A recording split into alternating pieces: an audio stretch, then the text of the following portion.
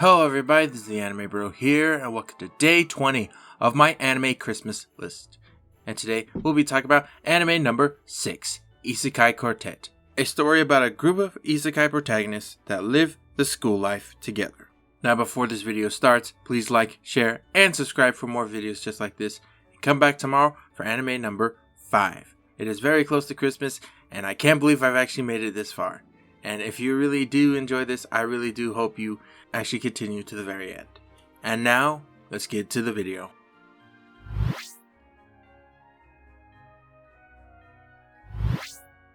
So the first thing that I want to talk about is the story. Now, just like my anime reviews, I have a good point that I really liked about the story, and a bad point that I really didn't like. And we're going to first start off with a good point. So a good point that I really liked about the show is that it's very short. Now the reason why this is a good thing is because it makes it rewatchable. Because something is very short, it is usually easy to pick up and finish just like that. And Ieskai Quartet is definitely that. Well, actually more because season 2 is now out. But what makes it so short is that the episodes themselves aren't that long. They're about like 12 minutes each. And it's really something I really do like about it. I enjoy putting this on when I'm doing things like cleaning and whatnot. And it's a really cool thing to listen to and also just watch when I kind of have nothing else to do. And that's basically why I like this. So a bad point that I really didn't like about this show is that there's nothing serious that happens in it. Or more like there's not really an end goal. Each episode basically does their own thing, whether it be a school festival or a talent show or basically just, doing a field trip or whatever. It's just something that I really didn't like about it. Now I know it's a comedy and you're not supposed to basically have a serious end game.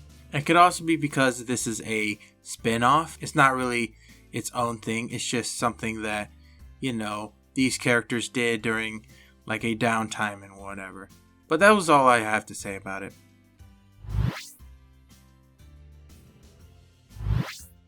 Now what I want to talk about is the main character, which is basically the main character of these shows. Now, of course, just like the story part, I have a good point that I really liked about him, and a bad point that I really didn't like about him. Now, just like the Yu-Gi-Oh video, I'm going through all the characters at once. I'm not going to do it individually because I think this video would probably be a very long video. And we're just going to start off with a good point. So a good point that I really liked about these characters is that they're basically the same characters as they are in their show. So Kazuma is basically the guy who is lazy and doesn't really want to do much. Tanya is basically the evil little girl who really hates God. Ainz is the guy who tries to act all high and mighty when he's just basically a nobody. And Subaru is basically your stereotypical normal guy who basically is stupid and doesn't really understand what's going on. And I really do like that they are the same characters they are in their show, because then it actually kind of is interesting on how these characters would react if they actually met in real life, which, is what they are doing in this show. So a bad point that I really didn't like about these characters is basically the same thing as the good point. And what I mean is that even though their characters are the same from their shows, that also goes with their flaws. Like I said in the good point, Kazuma's a lazy guy. He doesn't want to do anything because, he's lazy.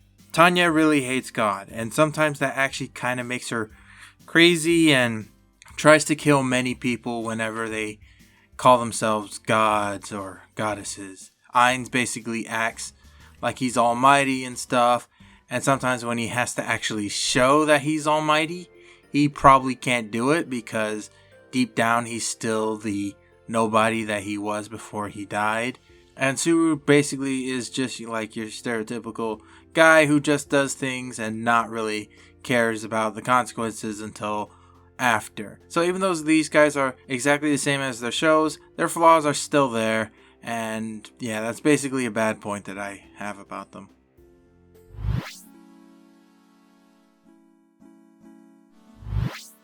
Now before I end this video, I just want to tell you why this anime is number 6 on my list. Now, normally I would actually say something bad about this show, but honestly, I want to tell you why it's this high because of a good point instead of really a bad point. So the reason why I actually have this show really high is it kind of got me back into watching anime.